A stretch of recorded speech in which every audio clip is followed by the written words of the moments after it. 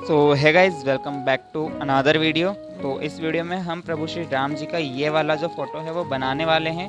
देख सकते हैं मैंने इस पर ग्रिड भी अप्लाई कर ली है।